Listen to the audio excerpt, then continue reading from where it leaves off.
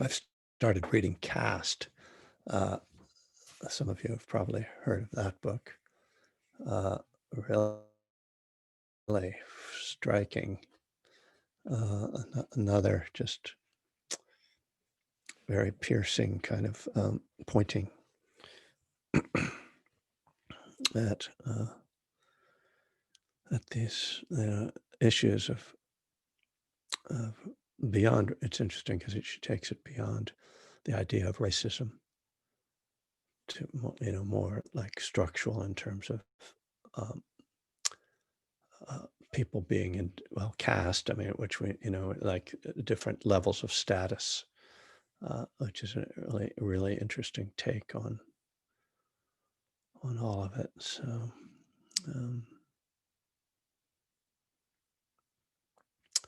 Also listening to I'll mention this one. There's a, some of you will know this too, I'm sure. Seen on Radio is a podcast, and they have a series called Seeing White. And they have Ibram Kendi on there, author of How to Be an Anti-Racist. So if you're interested in those issues, that's a good way to, catch up without necessarily reading a book. The podcasts are like 30-minute podcasts, and they it starts with some of the sort of history that you learn from the 1619 Project and others, and then going further, anyway, continuing education, as we say. I am getting my own CEs, or CEUs.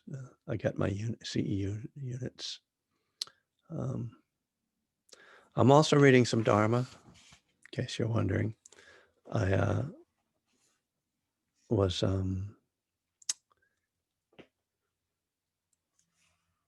looking. I was looking for something on the benefits of loving kindness, and I was looking online, and then I found an article by Bhante Gunaratana, and then I realized, oh, that article's from a book I have of his that I've never read. So I got out his book and started reading it.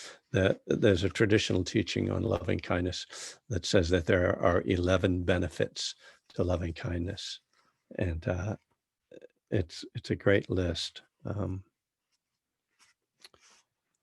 You will sleep well. You will wake up feeling well. You're not likely to have nightmares. Your body relaxes and your face is joyful. Even animals and celestial beings feel drawn to you. Spirits protect you. Fire, poisons, and weapons will not harm you. Your mind immediately becomes calm. Your complexion brightens. You'll die with a clear mind. You'll die in peace. So that's one translation. Some of the other translations expand a little bit on that, but I'm going to talk about some of that this weekend at the retreat with Vimalasara. So if you're interested. It's something I left out of my book on loving kindness, which is a terrible omission. Of course, I just wrote all the negative stuff. I forgot like there was a positive side. Not that there's anything negative about loving kindness, but I was talking a lot about non-hatred, and kind of the ways that we sort of misuse the teachings a little bit. Okay, I need to get like a bigger table here. I've got this IKEA table. I need to have vast amounts of space for all the messes I keep around me. So, my dears, let us have some meditation. I have rambled enough.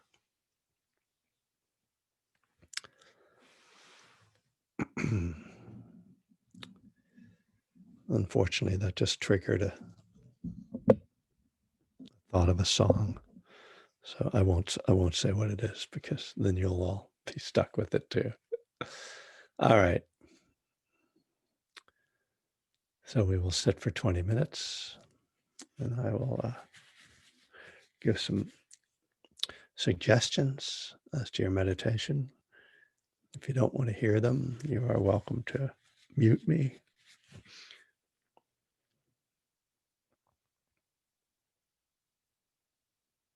Thank you all for coming this morning, by the way. It would be much less interesting to do this alone.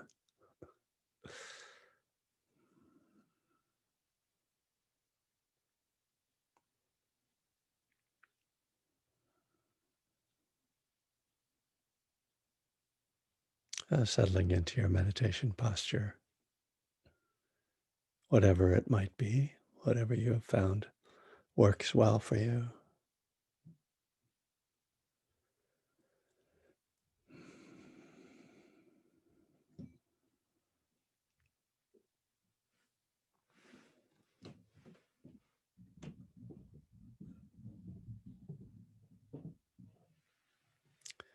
And letting the attention come into the body.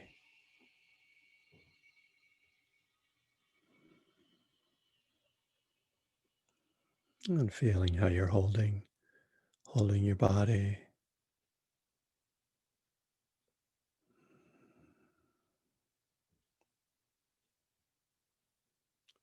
Taking some time to release any tension, tightness.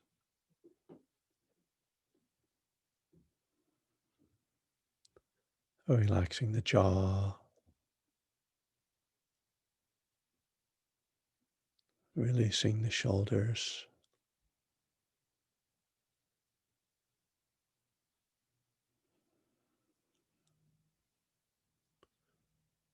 Softening the belly.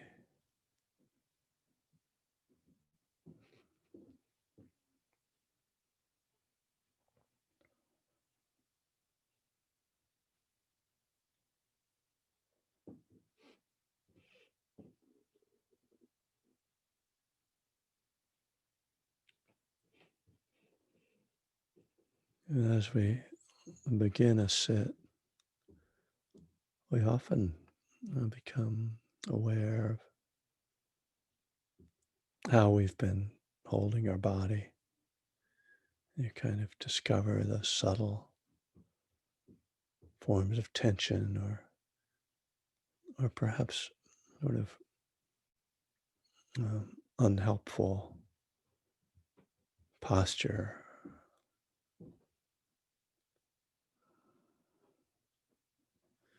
And so it seems there's a kind of adjustment that we can go through.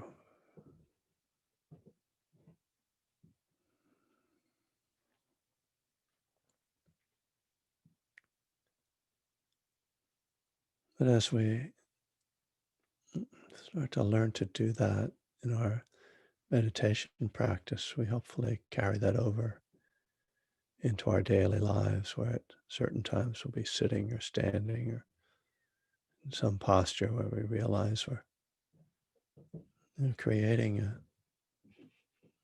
either creating a discomfort or just a kind of putting pressure on some part of the body by leaning in some direction, or trying to hold ourselves in some position that's not healthy.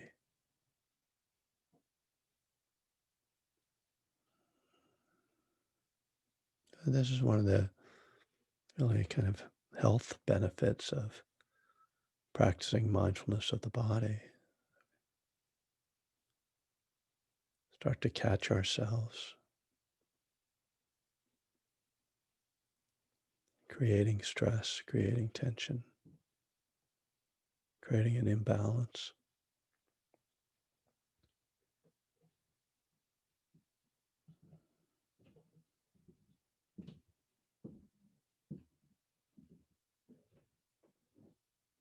And those moments of waking up in that way also then provide a waking up to what's happening in the mind.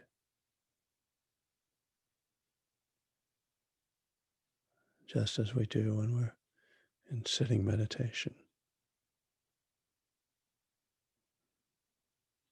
So this practice of awareness becomes integrated into our lives. Doesn't require a special time set aside, something we can refer to throughout the day. And maybe that only happens a few times a day, but it's remarkably powerful how just a few moments of mindfulness can change both our mind and our body, can change the degree of stress that we accumulate.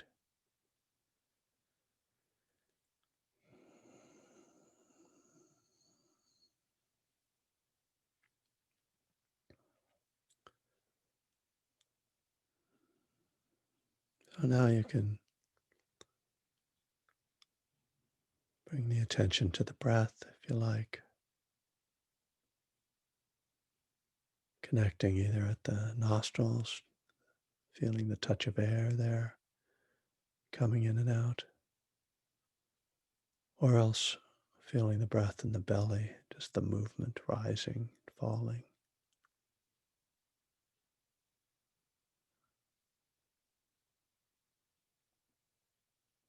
It's also uh, okay to just feel the whole breath, feel it coming in and feeling the body expanding, feeling it going out as the body contracts.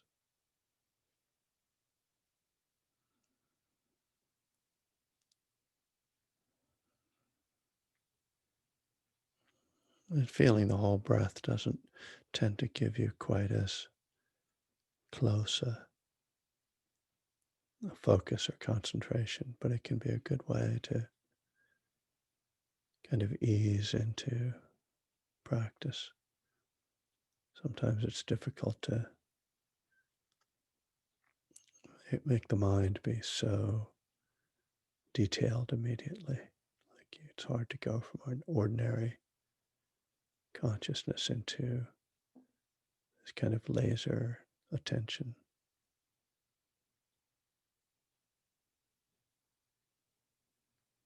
So see what works for you in terms of connecting with the breath.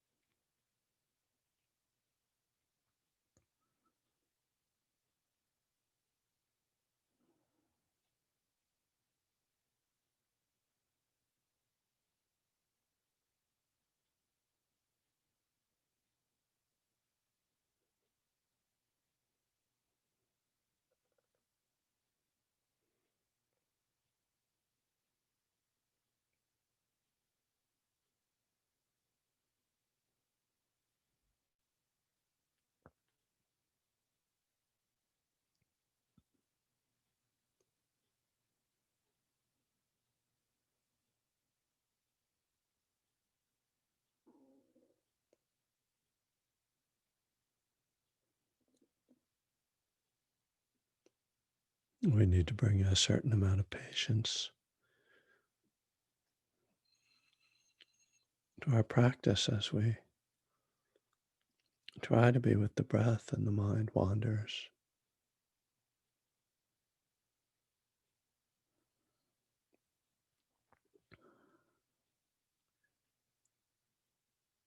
So we can persistently bring the attention back.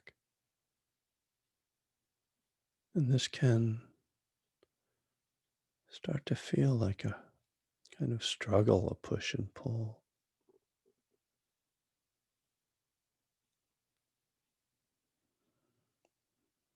Well, if that happens, you can actually turn your attention to that feeling of pushing and pulling and try to relax around that.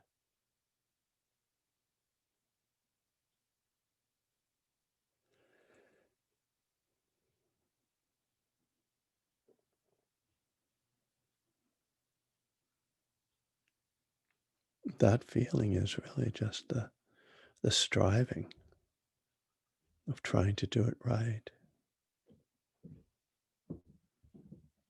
trying to control the mind.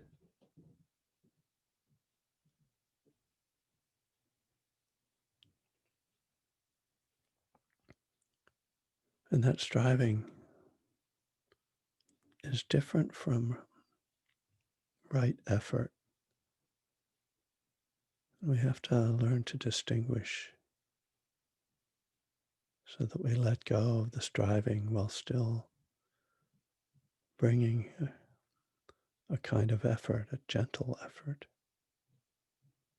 It's a subtle effort, really.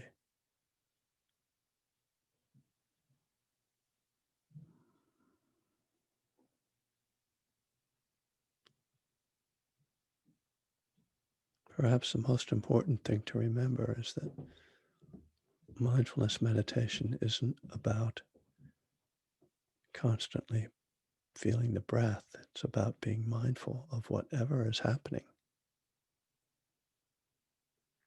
So that if a struggle is what's dominant, then that's what you try to be mindful of.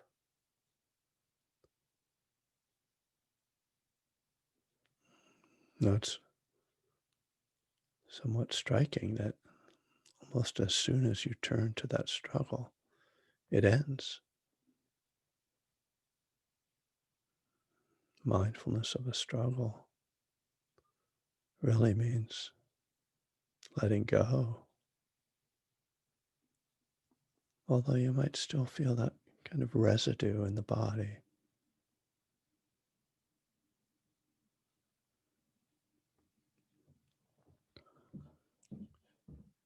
There might still be some sense in the mind that you're not getting it because you're not focused on the breath every moment. Just another thought, another idea, another judgment.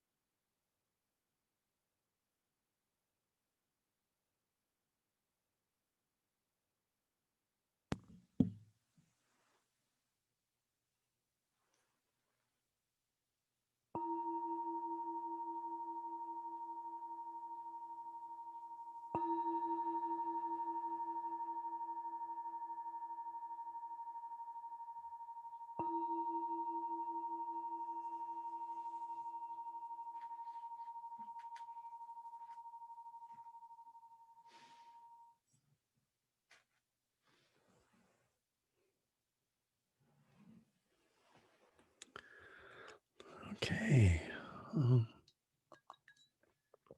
By the way, the book I was reading from is Bhante Gunaratana's Loving Kindness in Plain English, which is his kind of series because he's famous for his book Mindfulness in Plain English, and he's done a few others now. But lovely book. Bhante Gunaratana is a Sri Lankan monk, pretty aged now. Beloved.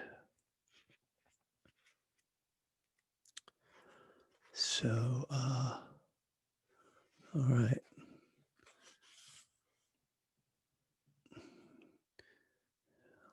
So, Sanjeev, you've put in some podcasts. Are those the ones that I mentioned? Yes, they are. Okay, thank you for doing that. On Apple and then separately on Spotify. Great. Yeah. Wonderful. Thanks. Well, I hope people enjoyed having Oren last Friday night, those who were there. He's quite a impressive Dharma teacher.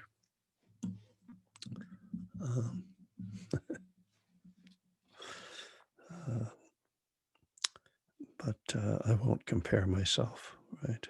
At least not publicly. So I'm still in step 5 of One Breath at a Time. And I'm on the section called Right Speech, appropriately enough. And I kind of, just to, again, kind of point out, like, step 5 says we admitted to God, to ourselves, and to another human being the exact nature of our wrongs. And in the step process, it's simply in the next step, in the next stage, I guess, to not be redundant, of the inventory process. We write the inventory in step 4, and then in step 5, we share it.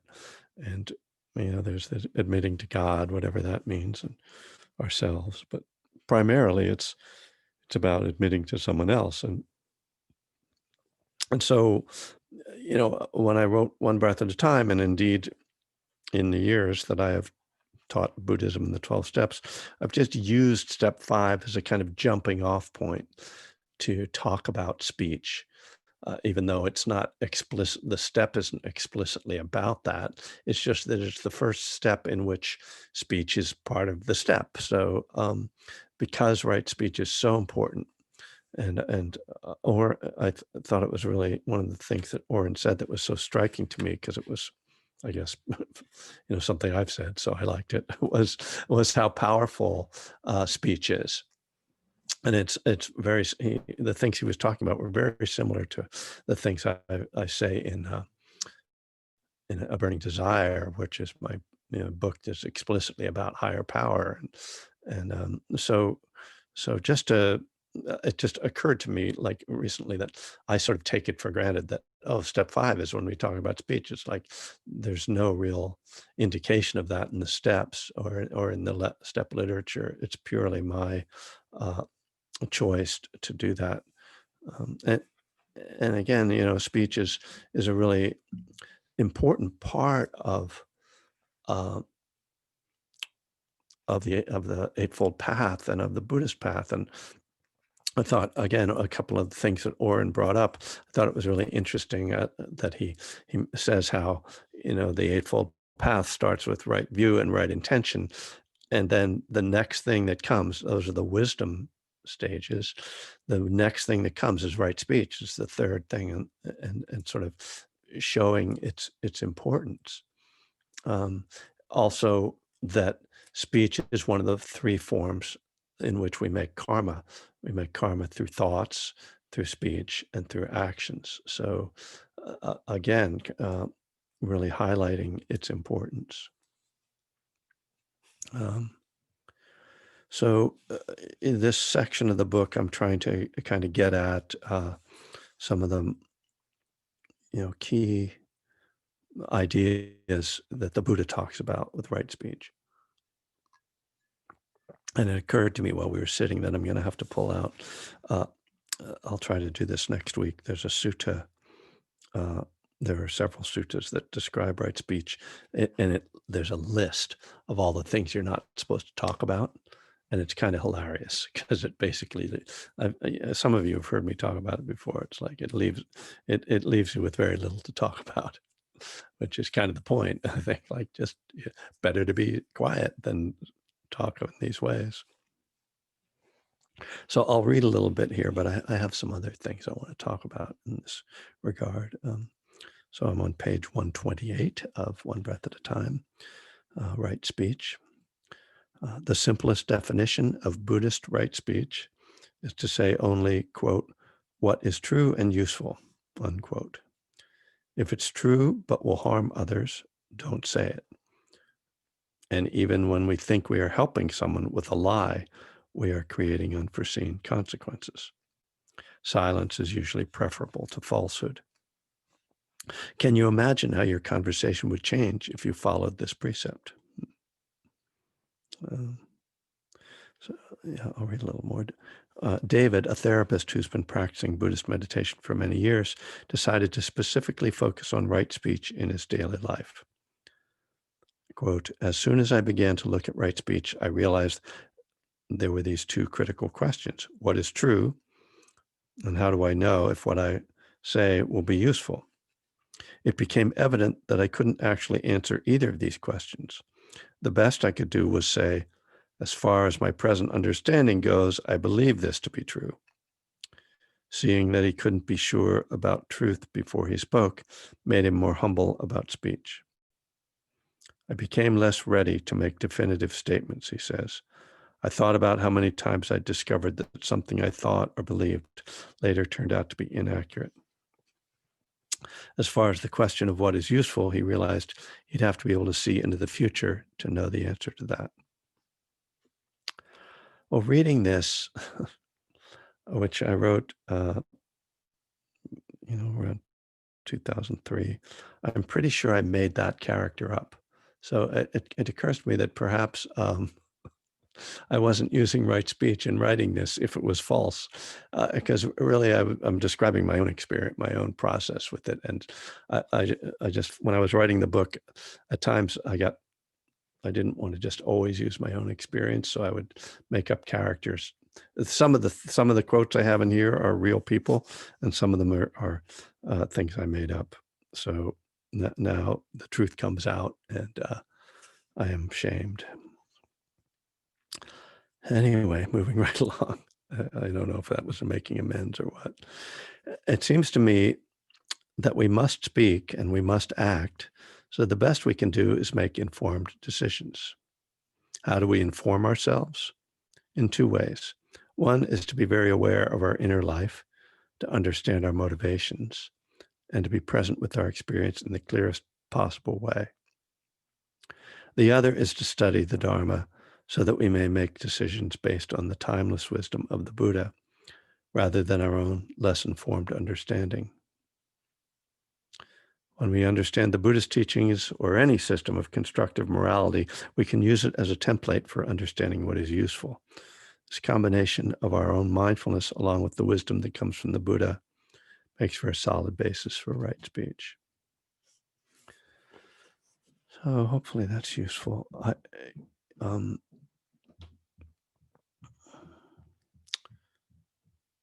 So there's more in here that I might talk about, but I'm gonna go to some notes that I made on this.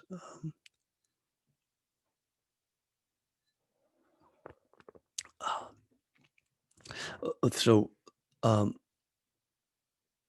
there's a comment in there. What was it? I thought how many times I discovered that something I thought or believed later turned out to be inaccurate. That made me think about my thinking around racial justice. Which is certainly something obviously that I'm looking at a lot, and I think a lot of people are. About 15 years ago, I proposed to East Bay Meditation Center that I offer a Buddhist recovery class, and I was kind of in my ambitious period, trying to get myself out there and trying to find places to teach, and they said they were interested in that, and then one of the board members came and talked to me and said that their emphasis was, as I knew, on diversity, and that they would want me to get some diversity training, um, and I was offended, you know, and was like, basically, you don't know who I am, you don't know what my experience is. Um, a very typical white fragility response, on my part. And, looking back on that, I regret that. But, that was where I was. And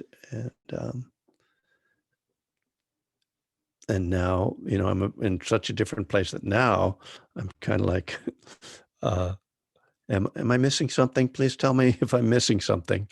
Uh, and I and I'm going to bring up something else that I want to talk about that kind of relates to this in terms of like, believing, thinking what is true, uh, just how risky that is, right? It's and this willingness to question our beliefs uh, is so important. And so this to kind of be more, bring up to date a little bit, and this is, I was kind of trying to get Oren to talk about. He talked about this in more general terms on Friday night, but I'm gonna be more specific about it. That he and I were in a training, diversity, DEI, diversity, uh, equity, and inclusion training with Spirit Rock teachers a couple weeks ago, and he brought up having used two words that he got challenged on. He used the word myth. When he was teaching, and someone came up and said, because he was using the word myth, to talk about something that was not true, which is one of the ways we use that term. And someone came up and challenged him and said, for many people, many like indigenous cultures, for instance, mythology is really the basis of their whole sort of spiritual system, and the way you're talking about myth sort of denigrates it. And he was kind of like, okay, not sure, And then he was talking about an experiment, and someone challenged him on that, saying that could be a very disturbing term. I'll put aside myth for a minute, but because I had an experience with this word experiment. So because and I sort of was like, yeah, I mean, this gets really tricky, and this comes back to what we're talking about these days, about the difference between intention and impact. So that you could use a word that you had an intention for what it meant and what you mean to convey, but the impact might be different, and that you have to consider the sort of respect impact. And so I'm going to put that aside for a moment, because we can come back to it maybe. But so I was really, especially experiment, I was like, I mean, I understand that there have been horrible experiments, particularly on African Americans historically in this country, but it doesn't seem really fair to just say you can't use that word. And then yesterday in the New York Times, Charles Blow had an article about why African Americans are skeptical of taking the coronavirus vaccine.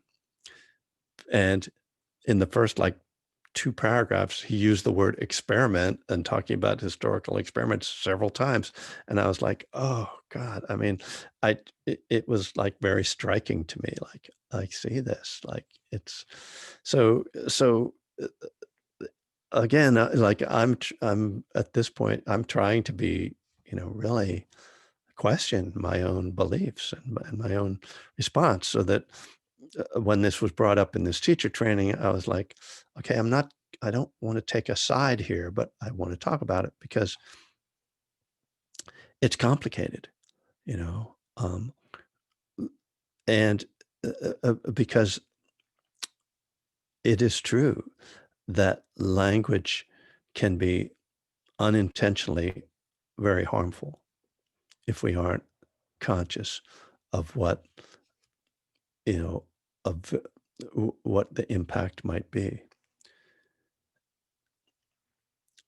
It's also true that, well, I'll kind of quote one of my therapists who would say, you know, when you say, well, this was in couples therapy, if you say to your partner, "You made me feel that way," this therapist would say, "No, someone else can't make you feel a certain way," you know, and which doesn't mean that what they're saying isn't harmful or abusive, but nonetheless, you know, there's a role you have in what you feel.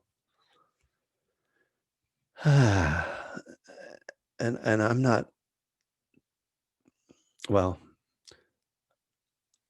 clearly, you know, I'm struggling with this as I do with you guys in public. So, uh, because there's another piece of this, which is that over time at Spirit Rock retreats, the teachers have been challenged. Not so much challenged, that very often people go through really difficult experiences on retreats at Spirit Rock, and they come up and the teacher will say something, and then a student will go to the teacher and say, "That really upset me, you know, when you were talking about death, you know, or something, you know, something powerful thing." And and gradually, I have the impression, I could be wrong. I have the impression that many Spirit Rock teachers have sort of softened their language over time to avoid upsetting people. And the question then comes, is there a point at which we are actually watering down the dharma, and it's an attempt to not upset people? Um, And so, I mean, there are places where there's a clear distinction here. There are clearly times when certain language is just harmful. I mean, we can agree that it's like you know, it's very clear. But then there are other times when someone might get upset or disturbed when it's because the dharma is kind of upsetting, you know, the truth is upsetting. You know, as addicts, none of us probably responded well the first time somebody told us we had a problem. We were probably, many of us might have gotten angry. I know I did. Um, and so, you know, again, are we here? I'm trying to talk about right speech. If someone says to me, you know, "You're an alcoholic, you need to stop drinking," and that's true, you know, if that is true, and actually it's useful, but it upsets me. Is it wrong speech? You know, and I don't think it is wrong speech. So this becomes a really, really challenging question when it comes into issues around racial justice and around other forms of harming. You know, the trigger warnings and, you know, talk about sexual abuse and things like that in classrooms. Uh, uh, you know, and I'm not sitting here trying to tell you that I have the answer at all, but just that there isn't an easy side to take on it. You know, there's a like old white guy, like this is the way it's always been, like you need to get over yourself attitude. And maybe there's also something else that's out of balance on the other side. You know, that's saying you can't use ordinary language at all. I mean, I think when you use the word myth you do need to be clear that what you're saying is, I'm not that you're not denigrating myth as a spiritual archetype, but you are talking about the meaning of myth, the common meaning of myth, as something that's just made up, like fake news kind of. So I just, that's what kind of came up for me yesterday as I was thinking about, oh, can I teach tomorrow on right speech? That'll be easy. um, so I hope you guys, you know, uh, appreciate it. Or I don't know, whatever. I hope that's helpful. Let's put it that. That's what I meant to say. And and it really, and I'll open it up in a minute, but it really is a classic kind of uh, don't know teaching, you know, and and for me, like maintaining something of a don't know attitude is really important. And I can see that clearly. I do, if I'm leaning to one side, it is that slightly more conservative side because of my own, you know, uh, conditioning, that I want to be able to use language that seems like common language, without sort of like worrying about someone getting triggered all the time. And at the same time, I've thought about how I use language for a long time. I mean, years ago, I was, teaching a loving kindness practice where it talked about having a white lotus flower in your heart that would open up and radiate loving kindness. Well, it struck me that, like, how come the flower's always white? Like what's and so I'm not like unconscious about this, and it is really important to me to be skillful in language, and I don't want to uh, lose truth, or um, the dharma, have the dharma become something that's just trying not to offend anyone.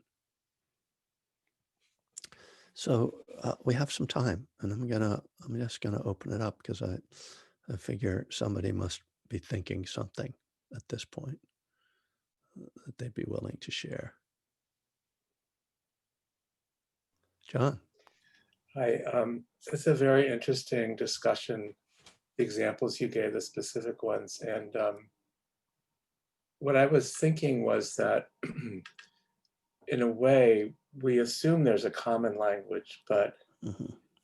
the examples you gave was, in a way, their language comes out of a cultural context and a cultural experience and a collective experience. And the whole tension between, say, the meaning of myth or the meaning of experiment to me as a white person and the association it might have for someone who's Black. Of course, when you said that about Black, I thought about it because I'm a gay man, and I thought about Right. those experiments, which Yeah. have been very hurtful. So, Yeah. but I wouldn't have thought about that because my predominant dimension of privilege is my whiteness in this situation. But it looked so, it seems like this is a stage. Discovering that gap between what language is a stage towards developing something that is more of a common language. I don't know. Those are my thoughts about it. Can we all just get along and agree? No, that actually there has to be some tension and some Yeah. difference in order to, and we have to sit with it without getting into the thing of, well, is it right to say that or is it wrong to say that? Yeah. But because it's more a question of meaning and symbolic meaning and cultural meaning. Yeah. Well, and a lot of what we're talking about here is the dominant white culture gets to kind of define language, and what's being asked is that we listen to how other people would hear it, and to have understanding beyond our own viewpoint, our own, dominant viewpoint. Uh, I yeah, guess an example from recovery is the language of the big book. yeah, How do people deal with that dated, white, right. middle class, 30s, 40s business world language? Is Yeah. it possible is that an obstacle, or does it become just something to look through to what's true? I don't Yeah, know. that's good. That's a good point. Julie, what do you have to say? Go ahead. Thank you. Hi, everybody. Hi. I'm a very language and word oriented person. And I have changed my languaging in the last 6 months because of the changes. And I think language is dynamic and organic and requires change. And one of the things that the marriage of dharma practice and 12-step recovery does for me is it gives me a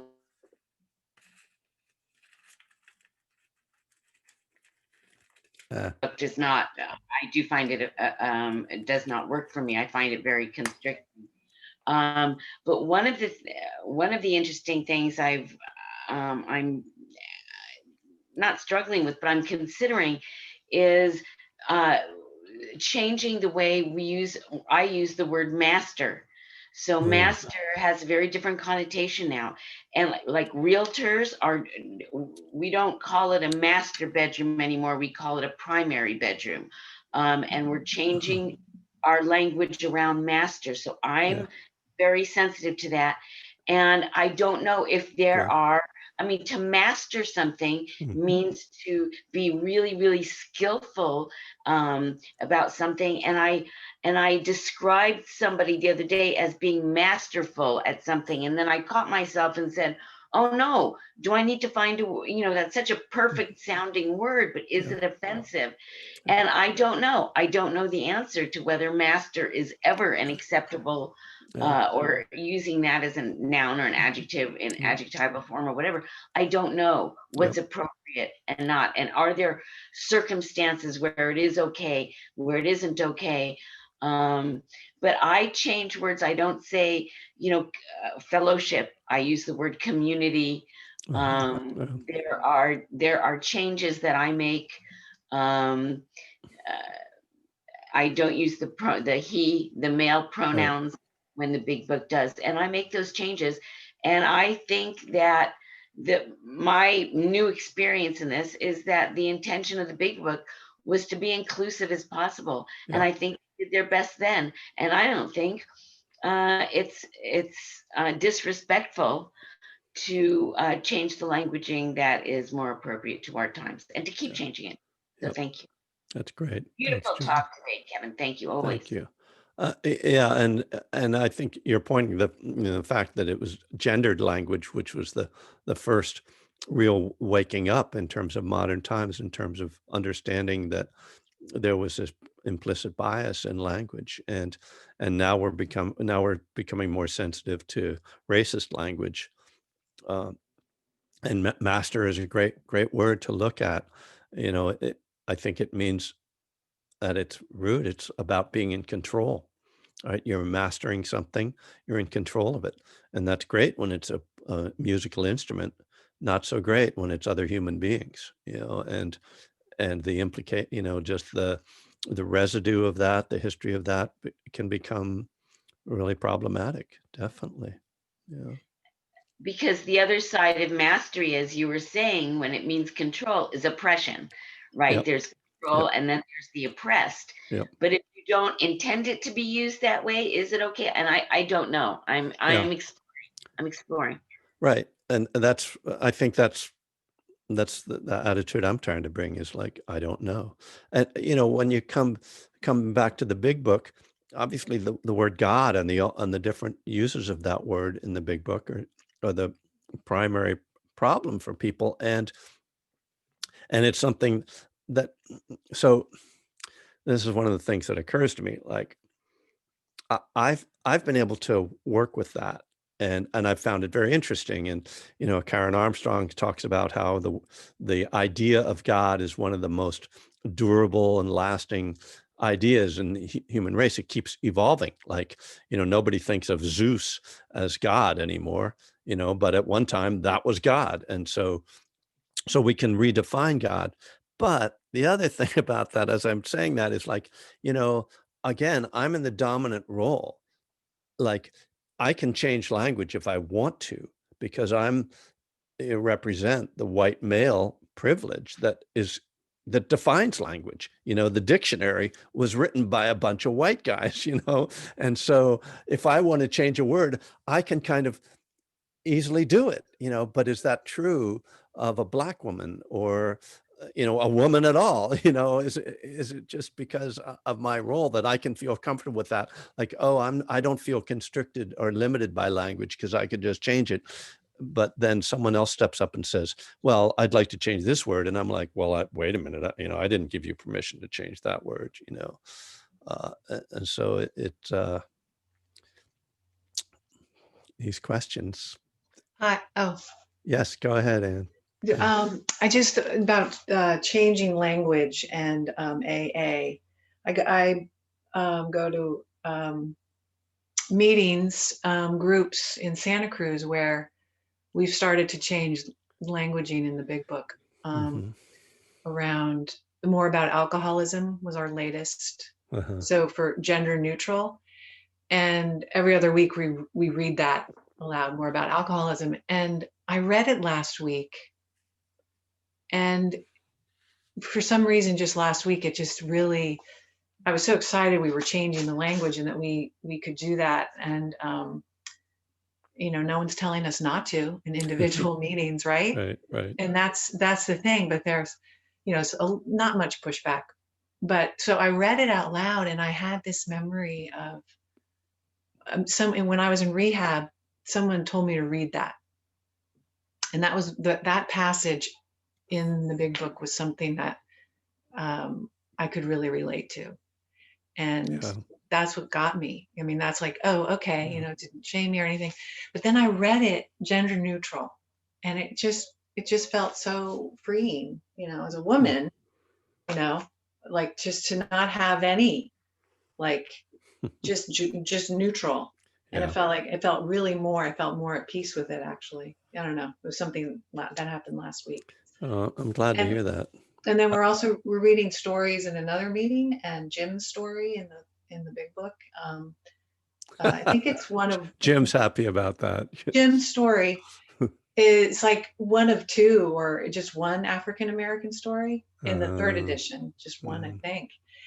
And the first person to share said, this has nothing to do with my alcoholism or anything. I just wanted to say it out loud, was that when Jim was describing, there was just one or two sentences when he was describing how he thought he didn't suffer much for the racial situation in the South in 1935.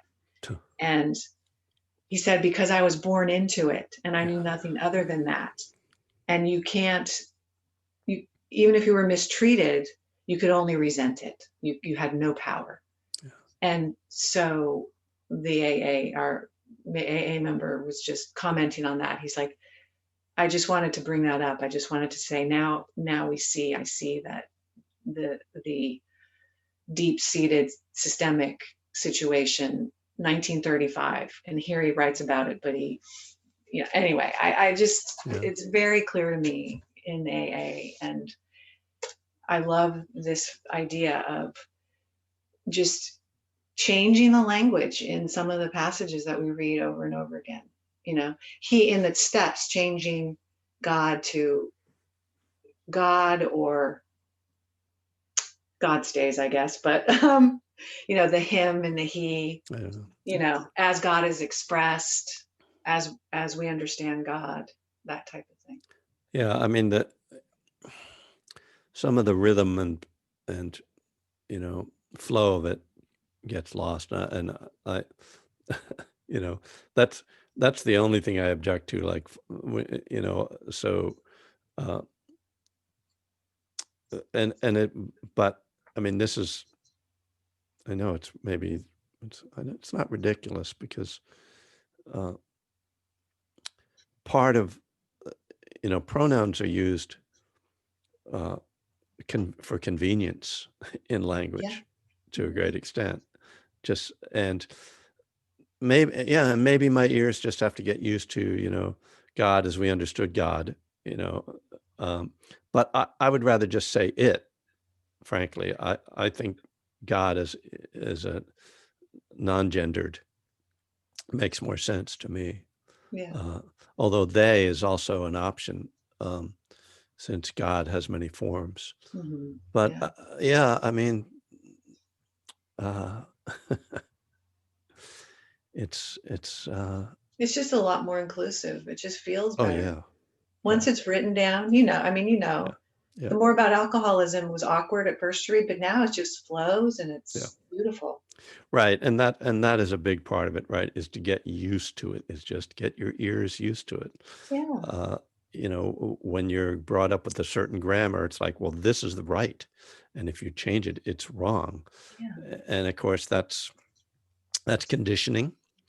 Right. And there's a lot we can say about conditioning occurs to me, but but just to let you know what song I was thinking of when I said ramble.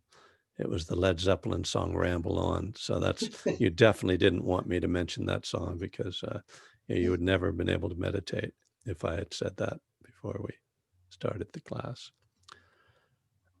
It's got some great guitar licks in it though. So I got to go. It's been great. But Friday night is Spirit Rock this week, by the way, if you're coming. I don't know what it's going to be. It is December, so I might do 12 steps. I've been looking at metta because I'm teaching you on metta this weekend. So it could be metta, or something else might happen between now and Friday night. So I might have to talk about that. So, but if you can make it to the Spirit Rock Zoom, that'd be great. 7:15 start time. Thank you. Yes, that bass line. Thank you, Sanjeev. Exactly. Ba-doom, ba-doom, ba-doom, ba-doom, ba-doom. Wow. Yeah, John Paul Jones, underrated. Good point. Yes. Oh, look at this.